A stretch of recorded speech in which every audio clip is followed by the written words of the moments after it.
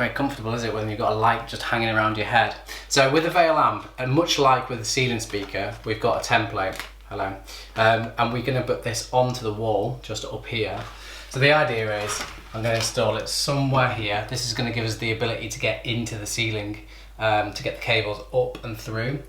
Now the Vail amp is 24 volt, so before we all start putting mains power into here, we aren't. It's out of its zones anyway, but it's only 24 volt. It's actually going to be installed here. So yeah, template on the wall, much like the ceiling speaker. We'll get this cut out, and then I'll show you what we do in terms of actually cabling this into the amp itself.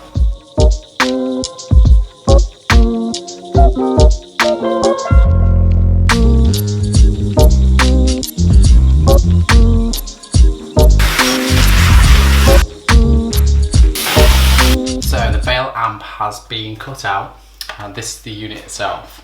Just be aware it's fairly deep, but I mean, we've got your standard, bog standard, small house stud wall here, and it's going to fit in here, so it's going to be all right. What I like about it, Phoenix connectors. It's a big thing this for me, you know, Phoenix connectors, and you find it with the new Sonos amp is that they've done a similar thing, is that it's designed for engineers to install. Nothing worse than trying to terminate something with holding it in one hand to fix it in the other. And yeah, so that's pretty cool. And then all you want to be doing is speaker cable gets terminated into the speaker Phoenix connection. The power gets terminated into the power termination. Push these cables up a tiny bit, and just like any other device, we give it a quick knock back, and then it's got some tightening screws which hold it into place just here, and we're done. That's it, kind of ready for the speaker to go up and get connected in. What you'll find is there's a little switch in here. I'll do a close-up on this, but it has what type of speaker it is, whether it's 8 ohm, 4 ohm or off. So it's a good thing to obviously work out what speaker you're going to be installing here and setting this to the right parameter, because it'll give you the best results. Okay, so that's all the dirty work done. Back box installed, all terminated. We've powered it up the other end and we've tested it this side, so we know that works.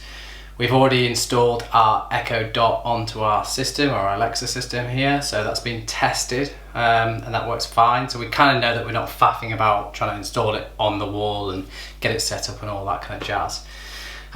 Yeah, and so then all we need to do now is hook it up. So on the Alexa, it has a power supply and a 3.5mm jack. It has the same thing up here, which I'll zoom in on. And then we install this first before we turn it on. I personally think that's the best way to do it. And so on the back of the unit, there's an off switch, a 4 ohm switch, and an 8 ohm switch. As soon as you move it to the 4 or 8, it will turn the unit on. So we're going to put this on 8 ohm because that's what our speakers are. And all speakers should have written on them what ohmage that they actually take. So the unit's turned on. We'll center that up, try and get your volume up and volume down plumb.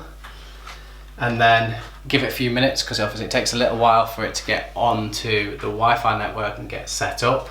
And then all we have to do is install the faceplate. Now, not a fan of this being white, so what we're going to do is we're going to find the paint colour that we've got on these walls, put it in a spray can and get this sprayed, so at least it blends in a little more. So this literally just clips over the top like so. And then that's it, that's the installation finished. So we should, at this point, be able to say, Alexa, play the Backstreet Boys. Music. And we've got audio. Some quality audio too. So Alexa, stop. So that's how easy it is to install the Vail amp. Probably under 2 hours all in all, but bear in mind that was obviously we rewired that within our house. It wasn't from a fresh install with cables in the right locations. So super quick, super useful. And then what we'll do is we'll come back in the next episode and we'll talk about how we actually live with it in terms of asking it to turn the lights down and integrating our Lutron system into it and making this bathroom smart. So I'll see you on the next episode.